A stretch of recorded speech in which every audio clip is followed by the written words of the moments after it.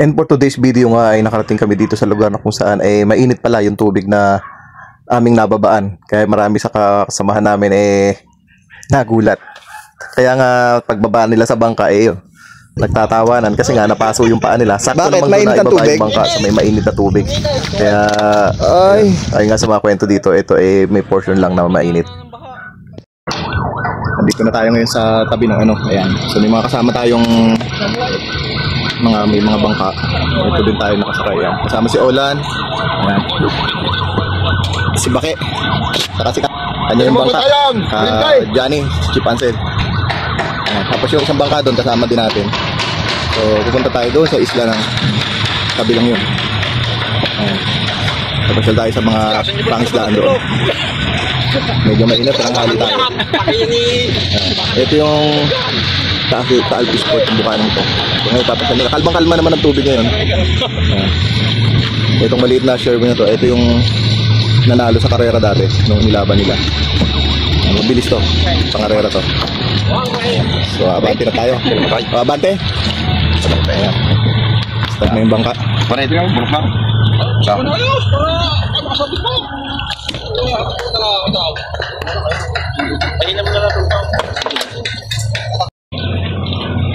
Start na.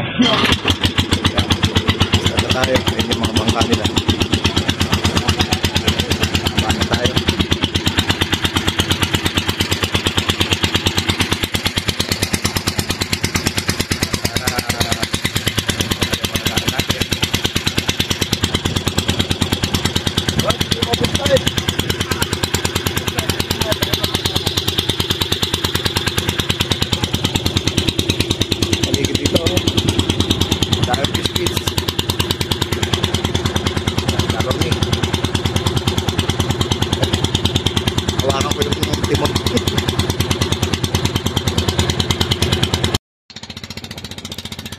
Sa ngayon ay nasa gitna na kami nung laot. Makikita nyo sa likod ko yung pinanggalingan namin. Tapos yung sa unahan ko, yung sa bandang kanan sa bandang kaliwa na camera, ayan yung pupuntahan namin. Tansya ko mga mga 45 minutes travel ng katamtaman takbo ng bangka. Ang bangkang ginamit namin di naman masyadong mabilis. Tama lang para sa amin. Kaya ayun, natatanawan nyo yung bundok na yun. Actually hindi yun bulkan. At ito nga medyo malapit na kami, kaya kinukuha na namin ng video. Ang ganda kasing tingnan, habang papalapit kami green na green yung bundok. Tapos walang makita ka ng landslide na kalbo. Tapos yung makikita ka ng mga lumilipad na mga ibon. Napaka healthy ng bundok. Ito yung unang bundok na pupuntahan namin doon sa paglalakbay na to. Tapos titingnan namin kung ano pa yung mga pwedeng ma-fishing dito. Kung may mga isda ba. Pero hindi pa namin alam kung anong sila lang yung mga taga dito. Sina Mang Johnny, sina Karomi. At saka yung team nila, sila yung mas familiar dito kasi sila ang taga dito. Pumupunta-punta lang sila pag walang ginagawa.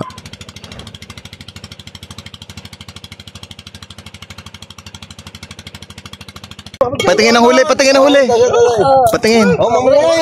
Oh, boy, kadami ng huli. Kaya lang, hindi lang ako. Lapitikat, di ako mahakmak. Ako nang hihina. Kinisig na sa pagod, walang huli. Boy, ang dami nga namang huli. Iba talaga pag Ay, hindi mo nakita yung master talaga dito, ang dami, Shoutout kay ka Johnny, Sige, daming huli. Ito yung mga kasama namin, puro nagpapahinga. Sila ho, talapya rin. Ayan. Ayun, daming ibon, ating mga nahuli ko kanila. Ayan, Karomi. Etong sinaing, etong giant dalag na huli nila, Bana. Naglalakad. Ikaw nado pa. Saan nyo nadali yun? Ayan, ang dami ng nahuli.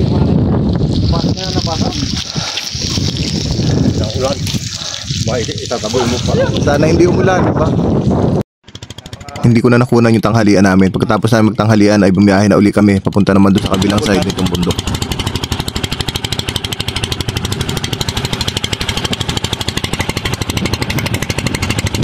Ikot kami dito.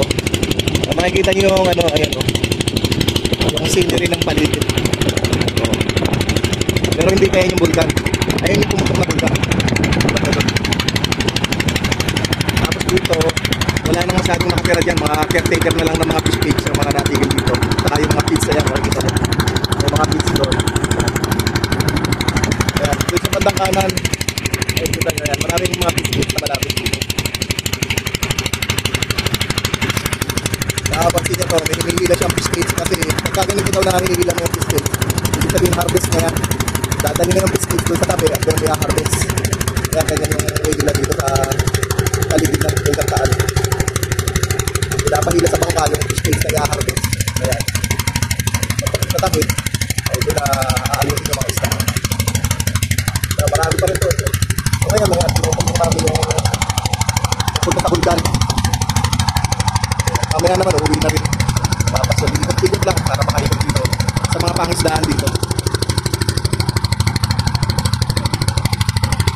Hindi na kasi inaalaw na magkaroon ng steady dito dahil hindi tayo pwede rin magkaroon ng problema ng bulkan.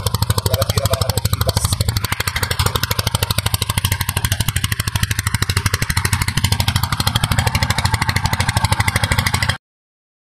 Ito yung natagpuan ko nung sumilip ako sa loob ng kagubatan.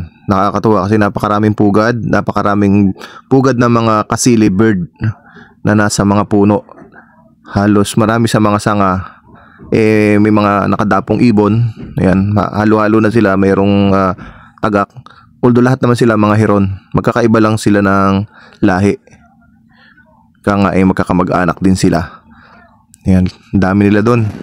Tapos nung tumingin ako dito sa mga sanga, magkakapit bahay yung mga pugad nila. Marami. Kala mo pugad ng daga. Hindi sila masipag gumawa ng pugad. Ang importante lang sa kanila, yung itlog nila kapag nilagay nila doon, hindi malalaglag. Pero diyan na yun mapipisa. Hindi malalaglag yung mga itlog. Pero hindi ganun kagandahan. Kung ikukumpara natin ang pugad nila sa pugad ng maya o kaya pugad ng pipit, ay malayong malayo sa pagiging komportable ng kanilang mga inakay. At ito nga, nung nakadaong na kami dito sa kabilang destinasyon, ito yung pakiramdam na parang nakarating kami sa isang lugar na prehistoric pa yung feeling. Kasi makikita mo yung bundok, ayan o, para kang nasa pelikula ng prehistoric movie. May mga lumilipad na ibon, tapos yung scenery niya parang sa movie din. Kaya nakaka-amaze yung pagkapunta namin dito. Salamat kina Ka Romy sa team nila, Ka Johnny. Nakaabot kami dito sa lugar na to. Nakakatuwang experience naman. Medyo malalim. Bakit? Mainit ang tubig? Ay, luto yung itlog sa tubig. Kasi bulkan. Tubig ng bulkan. Ayun. Mainit pala yung tubig dito. Ayun yung bulkan sa kabila. Ayun. Itong lugar na to dating hindi naman gano'n. Nung pumutok yung bulkan, natabunan yung mga bahay dito, mga konkreto.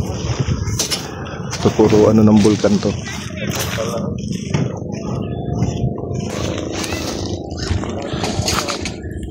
Ito muna kami magluluto-lutuan. Kailangan din matana ng baha. Pinag-uusapan nila yung pagkaano ng bulkan. Hindi ari mali pa na, puro tubig rin. Nausok tong anong to? Ay, nung hindi pa na putukoy ko, kuluan ng tubig dito. Nakulo pala tong tubig na to.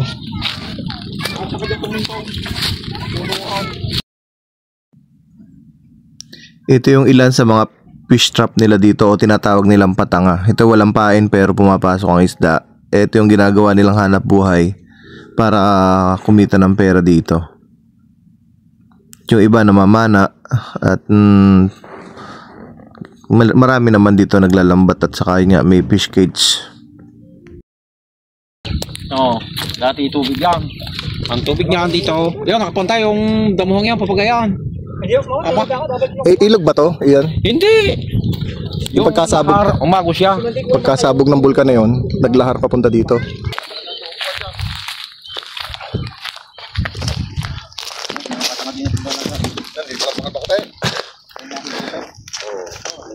Pakainit.